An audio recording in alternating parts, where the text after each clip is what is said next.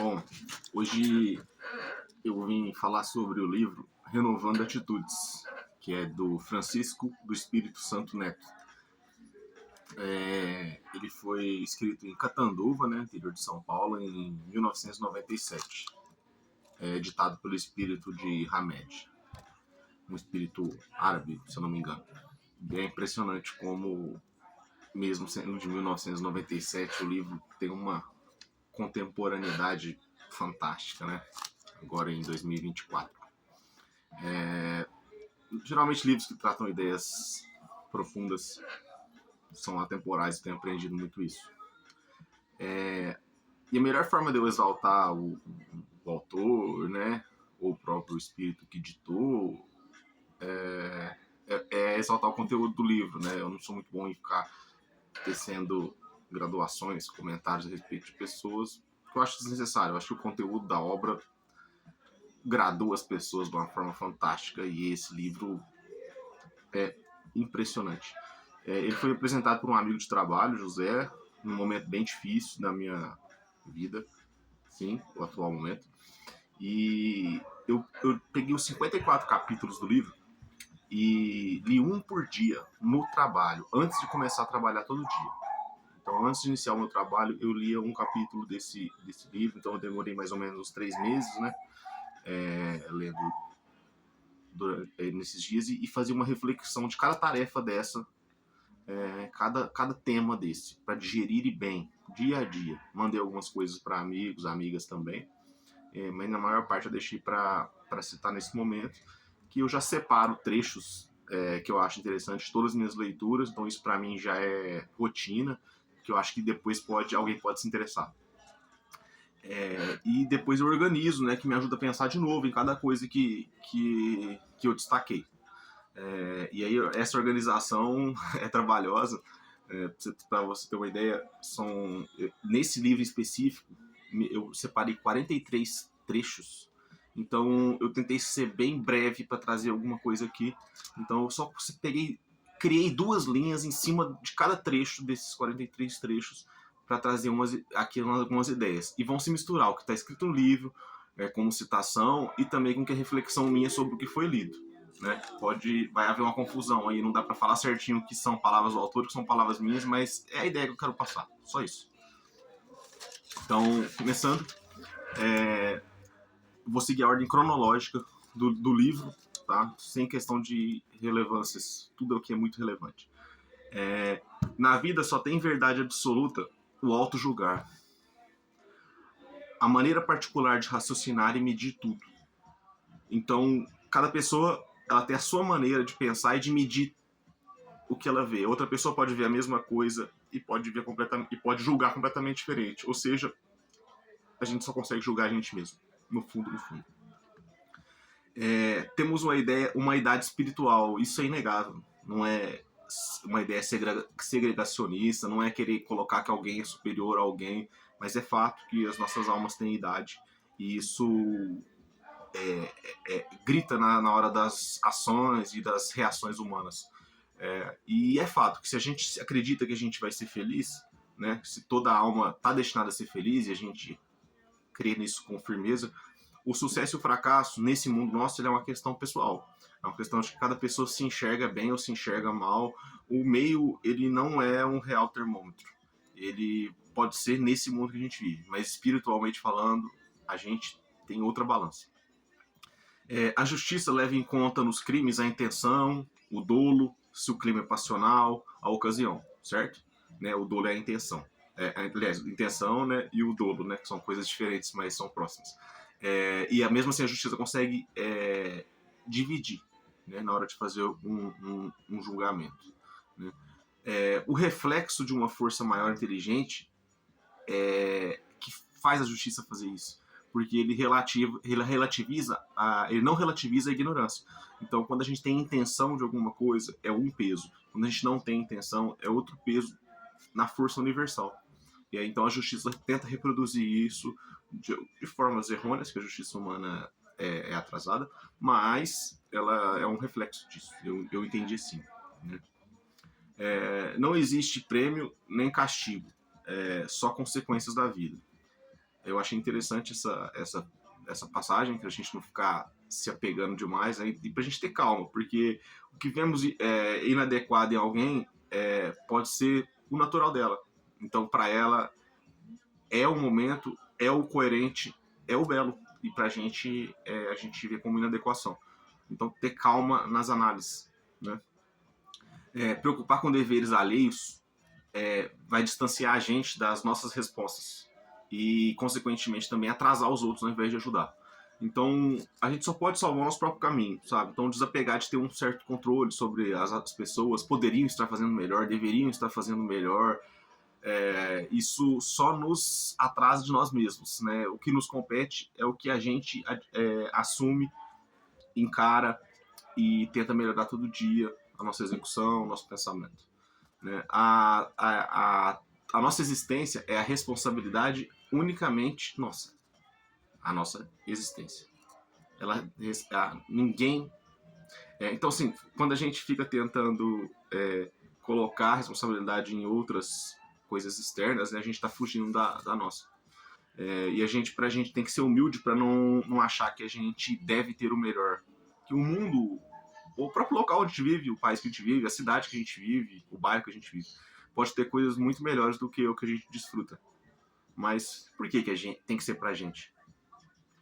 A gente, a inadaptação ao meio que a gente nasceu, cresce, se desenvolve, é não acreditar na gente mesmo. Porque tudo tem um porquê, tudo tem uma lógica. E a gente não precisa conhecer essa lógica, a gente só precisa viver essa lógica. Com um pouco mais de calma. E isso a gente fala depois de muitos anos de vida, não é uma coisa que a gente fala bem jovem, bem adolescente, jovem, adulto, a gente não enxerga assim. Mas depois de certo tempo é possível enxergar que pra gente ter mais calma para viver o nosso próprio meio. As formas que reagimos, elas foram moldadas pelas experiências de várias vidas. Acho que não é muito distante essa ideia, né? A gente vai sendo modelado. Então a gente dá permissão para que as pessoas nos afetem positivo ou negativamente. Então toda emoção que a gente deu a permissão para que as pessoas acessem aquilo, tanto as coisas boas como as coisas ruins. E as modelagens das vidas anteriores vão contribuir para a forma como a gente permite que as coisas nos acessem. Preocupação é diferente de previdência. Enquanto a previdência ela fortalece, a outra ela transfere medo, insegurança. Então você ser precavido chega a ser uma virtude, você está se preparando para eventualidades. Agora você ser preocupado, você fica distante do futuro, porque você está preocupado demais com ele. Você fica distante do presente, porque você está ocupado com o futuro. É isso que eu queria dizer. Você fica preocupado demais com o amanhã e não vive hoje. Erramos a dose das recomendações e transformamos orientação em invasão. Quando a gente passa do ponto, por gostar demais de alguém ou de algum local, a gente quer impor muita coisa de bom coração, mas a gente passa do ponto e aí a gente começa uma invasão e não uma orientação genuína. Respeitar até preconceitos. Esse eu achei um trecho muito interessante. Fala que pra gente respeitar até os preconceitos das pessoas. Não é fácil respeitar preconceito, principalmente quando a gente sente preconceito na nossa pele, é muito dolorido. Mas quando a gente respeita o atraso mental, psicológico de um ser, a gente está lançando sementes numa terra fértil, que no nosso coração a gente tem esse mapa do caminho, do bom caminho impresso. Toda criatura tem esse mapa do bom caminho. Então você vai fazer com que floresça nessa pessoa no momento certo, no momento adequado, a compreensão do que ela não vai aceitar como imposição. Vão ser apenas duas pessoas gritando, uma para ser respeitada e a outra para que não é obrigada a respeitar alguma diversidade. A ignorância sempre protege, porque a culpa é consciência do mal feito. Então, a todo momento, nós fazemos o melhor que podemos fazer. Porque a partir do momento que a gente acha que a gente não fez o melhor, a gente se sente culpado. E aí a gente vai se sentir mal, como uma reação básica da consciência do ser humano. Então, quando você não tem a capacidade de se sentir culpada, mesmo estando errado, é uma ignorância que te protege de não suportar talvez essa culpa. É uma ideia a se discutir, né? Mas eu gosto muito da frase de uma música de uma banda que eu sou fã, que fala que eu sou como eu posso, o resto é vaidade. Bom, o físico, mental, emocional, social, espiritual são as divisões de uma criatura, segundo o livro. Achei fantástico, eu vou adotar para minha vida. Físico, mental, emocional, social, espiritual. 5 vertentes que a gente tem que lutar bastante para zelar por elas. E a gente pensa com você que você vai ter algumas falhas, algumas mais desenvolvidas, costumamos ter nossas tendências ao que nós já conseguimos tratar melhor, outras coisas que a gente não consegue tanto, para a gente trazer um certo equilíbrio, porque a nossa deficiência é onde nós devemos trabalhar com mais empenho. A lógica e o bom senso são a voz do coração das pessoas descomplicadas. Essa parte eu tô falando.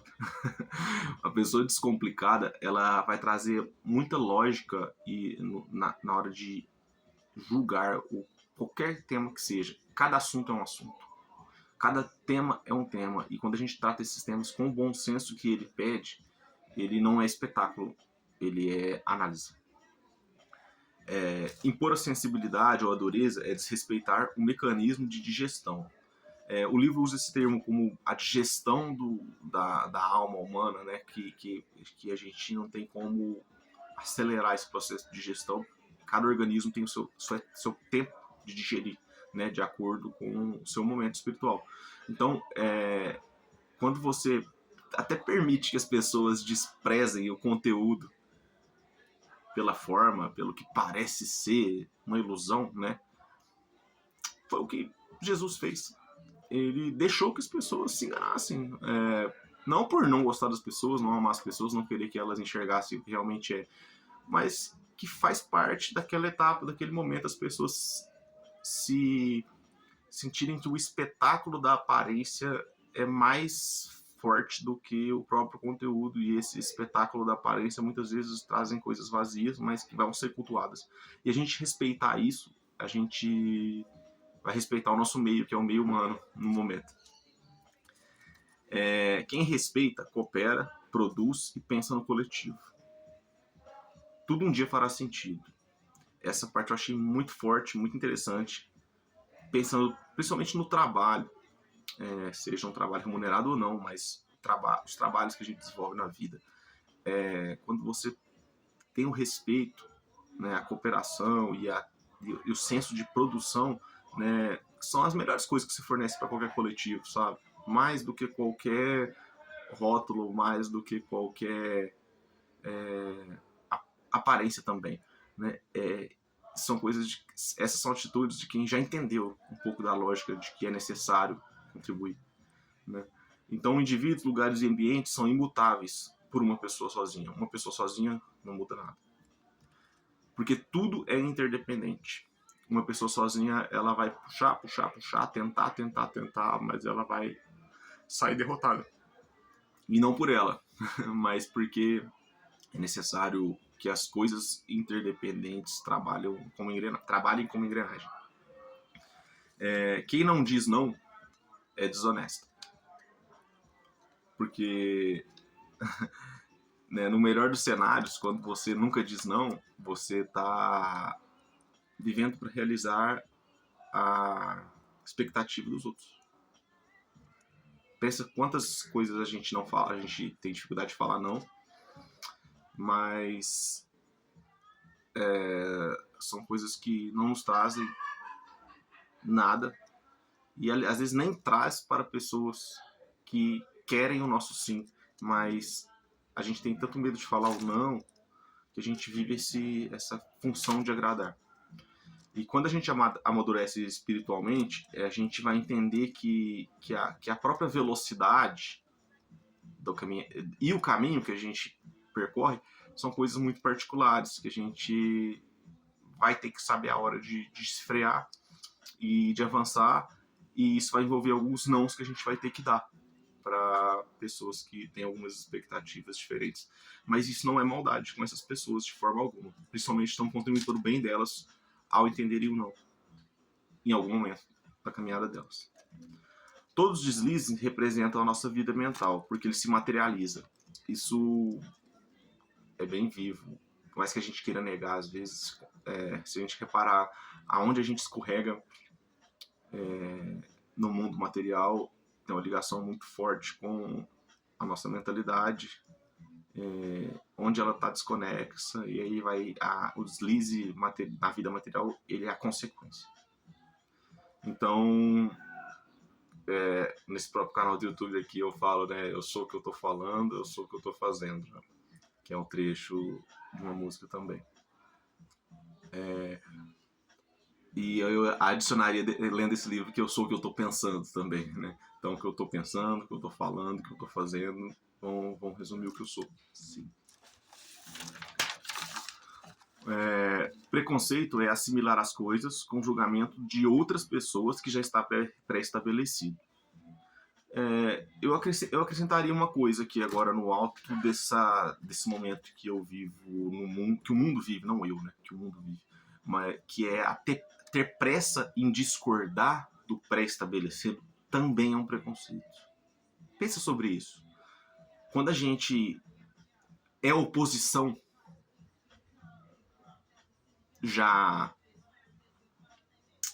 antes de tudo a gente já é oposição, a gente está com pressa de discordar.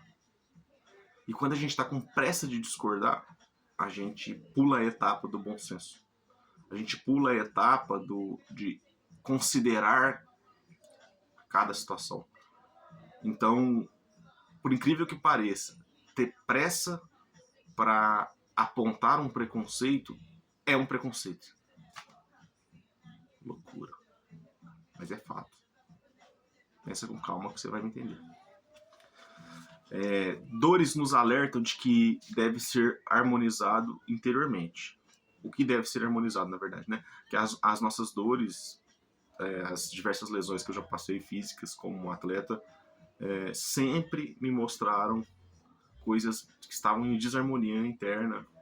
E não é machucou, entendeu? É no processo de reabilitação, no processo de reconfiguração, seu novo normal. Vão ter coisas que você vai ter que mudar de lugar na sua estante mental. E aí aquilo ali é o que estava bagunçado e que você não conseguia enxergar sem aquele tipo de lesão, aquele tipo de dor profunda, de frustração que te consome por um lado, mas te traz para alguma luz para o outro lado. A fé positiva, ela não envolve fanatismo, mas ela envolve obrigatoriamente a confiança. E confiar no quê? Depende da crença, mas principalmente na própria alma.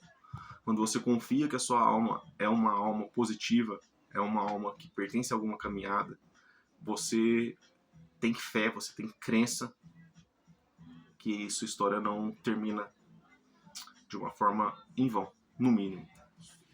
Sua história, ela tem recurso para ser construída e ser melhorada a cada momento. Então você crê, confia na sua própria alma antes de qualquer coisa. No livro fala que o Jesus não foi um legislador moralista, né? E aí eu acrescentaria, né? Só que ele tinha muita opinião, né? Então as pessoas acham que a passividade dele, ele era um cara passivo, de forma nenhuma.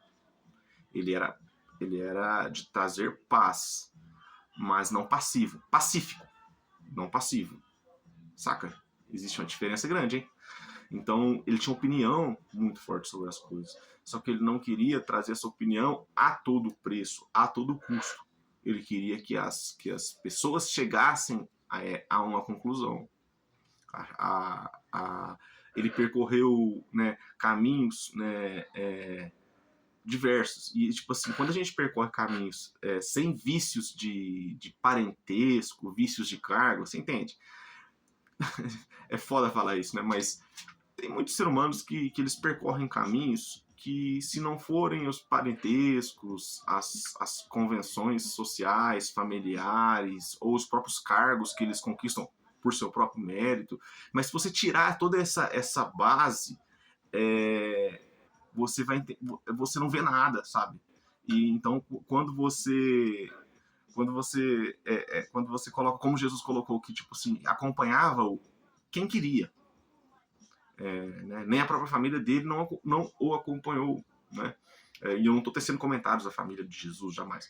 Estou tecendo um fato de que a caminhada dele é uma caminhada que ele se predispôs a fazer solitariamente, ou em coletivo, ou com um, ou com 11, ou com 12, ou com 13, ou com quantos forem que percorressem um caminho com ele. E muita gente que não caminhou com ele, mas por onde ele passou, acreditou na ideia dele, né? Refletiu sobre aquilo, modificou a vida dessas pessoas.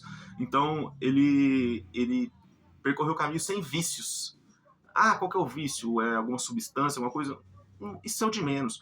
O vício é a questão de coisas que já estão pré-estabelecidas. Isso é um vício. Coisas que já estão tendem a ocorrer, tendem a ter base. Ele saiu do nada e conseguiu ser muito verdadeiro na mensagem. Nós não precisamos nos melhorar tanto, mas sim melhorar como enxergamos. Isso pega, né?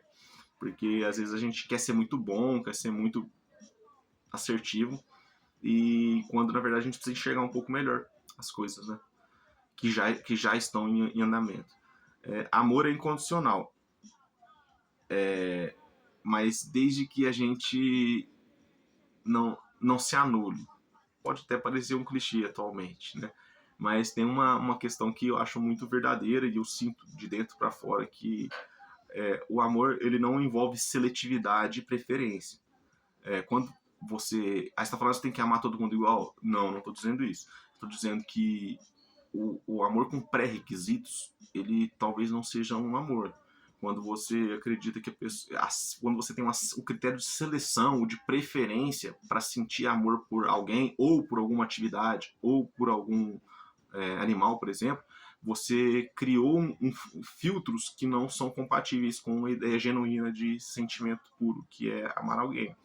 Então, talvez você esteja já estragando o que poderia ser um grande sentimento, quando você cria vários filtros de seleção. Naturalmente, amores florescem de uma maneira impressionante. Devemos nos analisar como realmente somos. Evoluir é experimentar choques existenciais e se transformar com isso. E como é foda, né? Você se entende alguém sempre pronto, né? E aí você tem um choque, aí você se entende um nada, e aí você tem que buscar calma de novo, se analisar como você realmente é. E isso é difícil, mas é necessário. Atrair afeto com credenciais e fama é comprar a própria perda de sentido do mundo. É interessante isso, porque fica parecendo que é um discurso de amor à pobreza ou à falta de influência. Não é isso. É só que quando você busca atrações, né, ou aprovações, esquece a palavra atrações, que parece uma coisa muito sentimental, mas quando você busca aprovações pelas suas credenciais ou pela forma como você é visto, que no nosso mundo chamamos de fama, né, você está patrocinando sua própria falta de sentido, porque essa forma que essa sua imagem, ela vai ser carregada pelo público e vai perder aquilo que realmente você é. Então, a gente nunca deve delegar aos outros o controle de nós mesmos, porque compete a nós. E quem confie, quem aprecie, quem admire, vamos com a gente. Mas cada um responsável pelo seu próprio passo. Sentimentos silenciosos atestam sinceridade inalcançável por palavras. Quantas vezes a gente não sabe o que falar, mas a gente está sentindo coisas gigantes. Percepção, avaliação e expressão devem ser nessa ordem. Essa é uma reflexão minha durante o livro, que eu achei que cabia com o tema abordado dos sentimentos, para a gente não atropelar. Não é nem só questão de atropelar, mas não se enganar, né, tanto. Quando a gente percebe as coisas, a gente já percebe com nós mesmos, com o que somos, com o que podemos perceber. Então, já tem um primeiro filtro ali, que é a nossa maturidade espiritual que está percebendo. Quando a gente avalia, a gente pondera. E aí essa ponderação, ela vai nos trazer para a realidade, para o presente, não só o que somos, que é o resultado de várias vidas, mas o que é aonde estamos agora. Então nós vamos ter uma avaliação. E quando a gente se expressa, a gente está trazendo o voto futuro. A gente está trazendo algo que a gente quer acrescentar quando a gente se expressa, de todas as formas, seja falando, seja fisicamente, né, seja com atitudes mesmo silenciosas. Então, as expressões, elas moldam o futuro e o que a gente quer. O sofrimento só serve se transporte para o amor. Profunda essa parada que fala que quando a gente sofre, a gente pode levar que esse sofrimento seja um caminho para bons sentimentos, né? Então, quando a gente amplia nossos horizontes, a gente está reequilibrando a gente racionalmente, sabe? E eu tenho certeza disso. A vida nada mais é do que aceitar seu meio e relacionar-se. Por mais difícil que seja, é a vida. Adaptar-se não é ser derrotado, é recriar-se uma autonomia. Qual autonomia? Sobre nós mesmos. Então, quando a gente se adapta a algumas circunstâncias, a gente está criando autonomia. Por mais paradoxo que isso possa parecer, a gente está criando uma nova autonomia sobre nós mesmos de estar ali. Porque quando a gente não se adapta, a gente se coloca como obrigado a não estar. Quando a gente é obrigado a não estar, a gente não tem poder sobre nós mesmos. Então, estar, mesmo que não seja como nós queremos, é recriar uma autonomia sobre nós. De acreditar que a gente pode estar e pode contribuir de uma forma. É foda pôr em prática isso aí.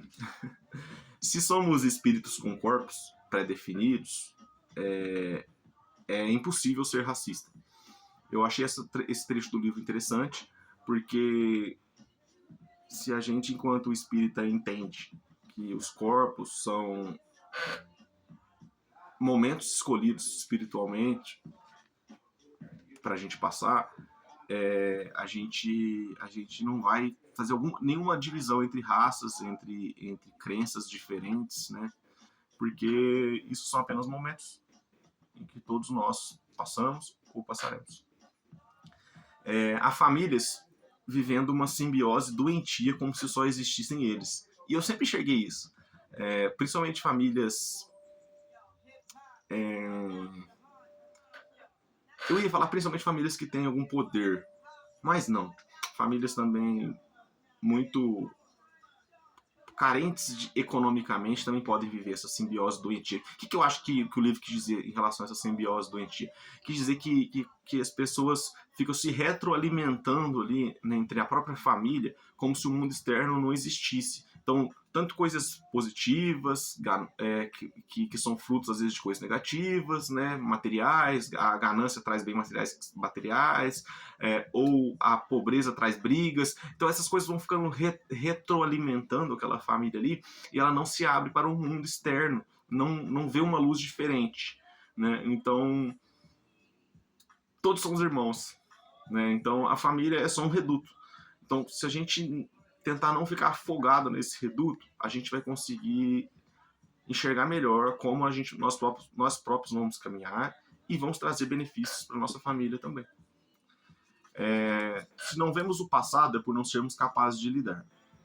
Eu sempre falo isso, que o que o ser humano não sabe é porque não é para ele saber, né? É uma visão pessoal minha. Respeito quem procura questões para rever passados, outras vidas, outras experiências, mas nunca foi minha pegada simplesmente por isso, por entender que a gente é capaz de lidar com alguma coisa.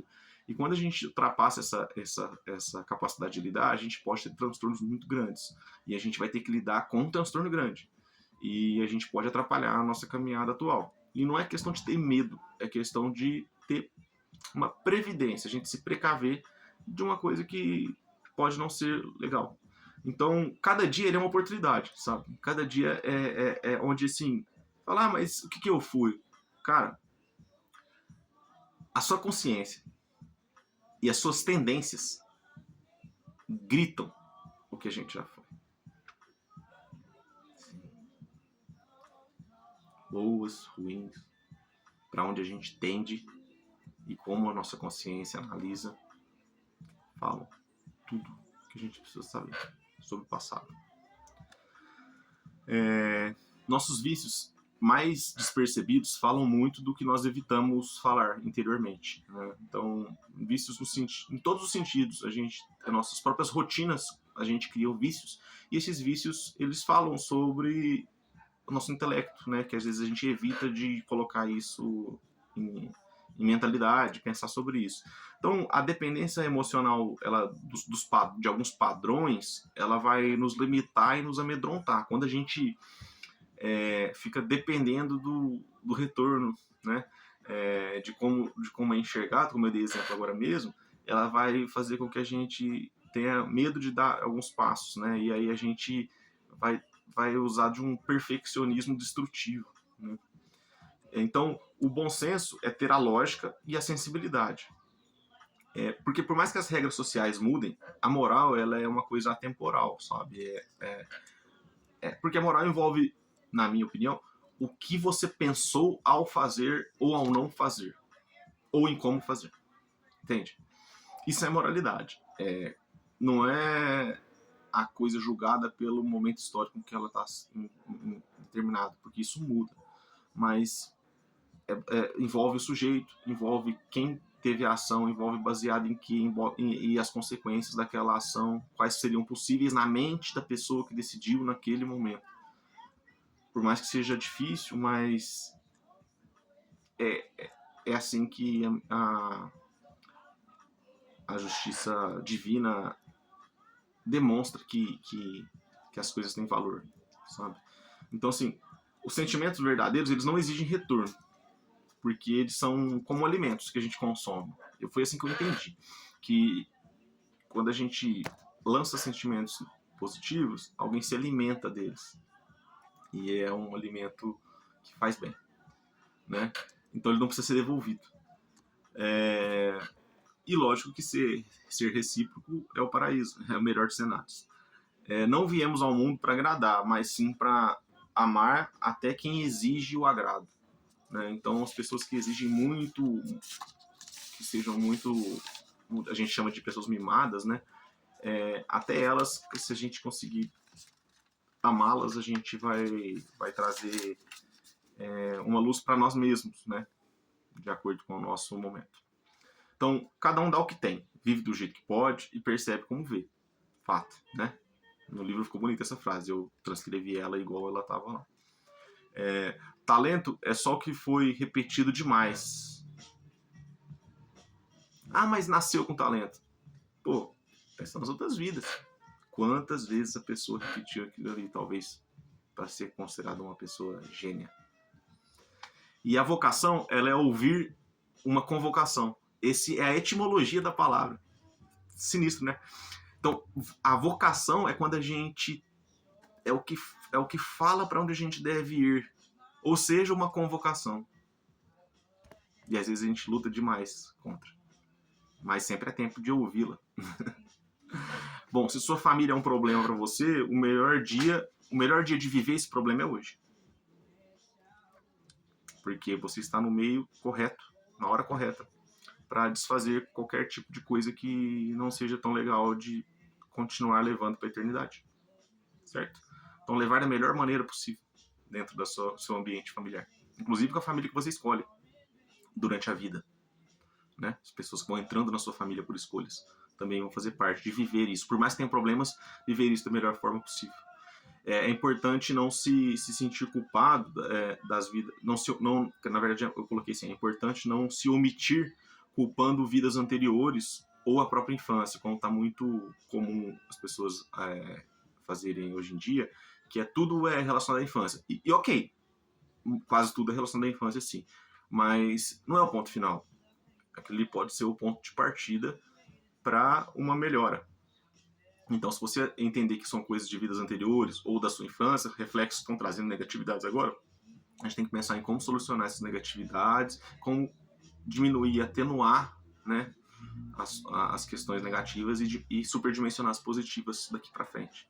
Então, a dominação e a acentuação de diferenças sociais, ela vem da transformação de interesse de uns em necessidade de todos. Olha que louco. Quando as pessoas concentram os poderes, né, elas geralmente se aportam de interesses particulares, falando que é necessário para todo mundo ou para um determinado público. E ela vai e se aproveita disso, da crença das pessoas. Então, cuidado quando a gente fica vendo pessoas se dizerem salvadoras demais de qualquer espaço. Ninguém nos condena, nós que cremos no castigo. Essa parte eu discordo. Essa parte eu selecionei no livro porque eu discordo. Eu acho que tem muitos castigos que nos são impostos e é muito difícil da gente não aceitá-los, né?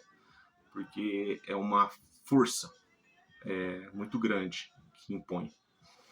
Mas eu concordo que todo mal a gente pode tirar um proveito e evoluir. Talvez foi nesse sentido que o autor quis dizer, né? A evolução vem por linhas tortas também. Bom, todos nós sentimos emoções. O grau de evolução vai dosar essas emoções. Eu achei esse trecho fantástico, é uma novidade para mim. Nunca tinha me deparado com essa ideia. Então, por exemplo, quando a gente sente menos raiva e mais encanto, é porque a nossa evolução dosou aquilo ali. Às vezes a situação é a mesma que outra pessoa vai sentir mais raiva e menos encanto, sabe? Então, a emoção, ela significa um movimento para fora, né? Pela própria formação da palavra, né? Então, olha que louco. Ela é sempre uma antecipação das consequências reais. A emoção, ela é antecipar o que vai acontecer de forma material. Cuidado com nossas emoções. Sensibilidade é patrimônio do espírito que já aprendeu a ver a essência. Perfeito, perfeito. Né? Pessoas sensíveis são fantásticas. Sensibilidade não é fraqueza, como eu sempre falo. Sensibilidade é sentir profundamente as coisas com verdade. É muito difícil viver com a sensibilidade nesse mundo de aparências que a gente vive. Mas a gente não pode esquecer que a sensibilidade é uma visão. É uma visão à flor da pele. E essa visão à flor da pele é uma bênção, que muitas pessoas ainda não desenvolveram, e a nossa evolução passa diretamente por desenvolver a sensibilidade. Bom, e para finalizar, pessoas têm pedidos e certezas nos lábios, mas não nas atitudes. Deixo desagradável, mas fato, né? Real, que em todo ambiente a gente pode reparar. Então, sempre que a gente criticar, a gente a crítica tem que servir para progredir e para servir também ao espaço ou a nós, né? Então, cuidado com a crítica vazia, cuidado com a resmungação, como diria o Cortella, né? Fala muito sobre isso, né? Então, a crítica ela tem que visar trazer evolução para qualquer tipo de ambiente, qualquer grupo de pessoas, né? Para a gente não se igualar com pessoas que têm muita certeza nas palavras e nas atitudes elas são tão falhas, né? Então, o livro... não era o último, tem mais. Achei mais uma página aqui. Em passos iniciais do aperfeiçoamento moral, egoísmo não é defeito de caráter. Então, às vezes a gente julga demais as pessoas como egoístas, como, essa pessoa a gente tem que excluir do convívio porque ela é muito egoísta, mas, na verdade, é uma etapa que talvez nós já passamos por ela e devemos respeitar as pessoas. Então, através de pequenas e grandes desilusões, nós humanos aprendemos o valor de nós mesmos, né? Tomara que a gente sempre se sinta valorizado após desilusões. Porque desilusão, como o próprio nome diz, é acordar de uma ilusão. Desilusão. E isso é bom. Porque ilusões fazem bem hoje, mas a longo prazo não. Não há amor onde não há respeito. Acredito fielmente nisso desde moleque. Sempre acreditei nisso. Espero sempre acreditar. Caridade também é não se responsabilizar pelo que é necessário a pessoa vencer. Então, às vezes a gente erra na dose de tentar fazer demais pelos outros, mas as pessoas precisam fazer, precisam ultrapassar aquela etapa, e se a gente fizer por elas, ela não vai desenvolver sua autossuficiência, que é importantíssimo para ela. Jogando ou trabalhando em excesso, estamos nos anestesiando de dores importantes de sentir. É isso. Seja no lazer, seja no trabalho. Quando a gente faz essas paradas em excesso, a gente está deixando de viver algumas coisas emocionais muito importantes. E geralmente são dores, incômodos, que a gente evita. Ficar provando estar certo ou provando que alguém está errado é mais fácil do que aprender e ensinar. A primeira parte é do livro, a segunda eu acrescentei por minha conta. Mas vê se eu não estou certo. É muito cômodo a gente ficar tentando mostrar certezas, né, embasadas, por mais que a gente tenha embasamento, ou criticando a certeza das outras pessoas através de bons argumentos, do que simplesmente aprender ou ensinar. Aprender quando você tem embasamento, né? Quer dizer, ensinar quando você tem embasamento e aprender quando alguém te traz alguma ideia que você não tinha alcançado.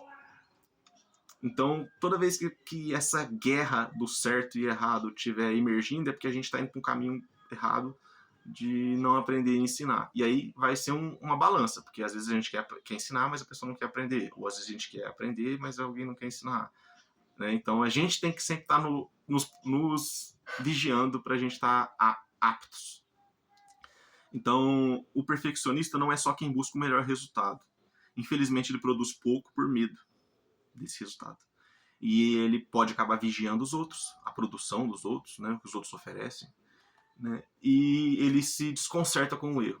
Então a gente ter cuidado com essa busca pela perfeição, não fazer com que a gente ache que todos os erros são o último, são fatais, são terríveis, e isso nos enfraquecer o tanto que a gente luta por uma coisa mais próxima do perfeito, mais próximo do bom. Né? O auto-perdão é essencial para caminhar. Não é passar pano e repetir erros para você mesmo.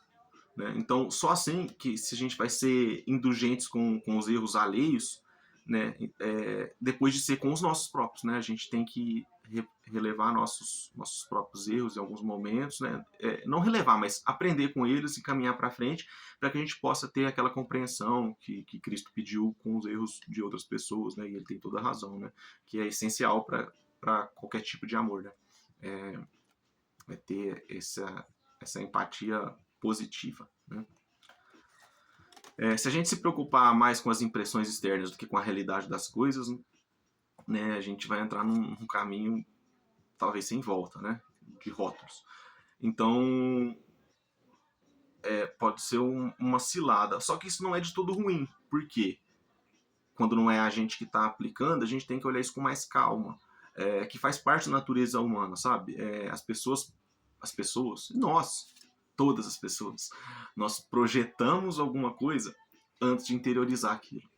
Então, é muito diferente a gente ter ciência das coisas, a gente entender as coisas, de aquela coisa estar realmente gravada na nossa alma. Às vezes, quando a gente já entendeu, a gente consegue até discursar, a gente consegue até falar sobre isso, a gente consegue até analisar momentos, atitudes. Mas a prática, ela é mais profunda. A prática, a coisa tem que estar, a parada tem que estar dentro da sua alma. E esse é o passo posterior. Seria mais simples, né, se a gente interiorizasse primeiro, para depois a gente falar, depois a gente avaliar. Mas, infelizmente, a espécie humana, ela primeiro enxerga, ela primeiro aponta, é o primeiro passo para ela entender. E depois disso ela vai interiorizar nas atitudes. E a gente tem que ter paciência para as pessoas chegarem lá. Porque também precisamos de paciência conosco. Agora somos o melhor do que já fomos, pois escolhemos, né, segundo uma graduação evolutiva. Então a gente escolhe a nossa caminhada, né? Então agora é o melhor momento, porque a gente, como diz, né, como eu aprendi lendo um livro espírita e levo isso comigo, é que para trás ninguém caminha. Essa é a lei. A lei espiritual é de que a gente só caminha para frente. Então, quando você pensa na pior pessoa que você pode imaginar atualmente, sim, ela já foi pior que isso. Então, pensa na melhor pessoa que você conhece. Ela já foi muito pior que isso. Então, todos caminham para a sua própria melhora. E só assim a gente melhora o mundo que a gente está. Cada um fazendo a sua melhora, a sua caminhada e estando apto para os novos movimentos. E não sendo omissos e não sendo julgadores demais. A gente precisa renovar, né, os nossos pensamentos, né, como diz o próprio livro, né, renovar as nossas próprias atitudes, que a atitude já é posterior ao pensamento. Bom, foi isso que eu separei do livro, que me fez muito sentido. Fantástico livro. Estou muito feliz de ter empenhado tanto tempo nele. Valeu cada segundo. É nóis.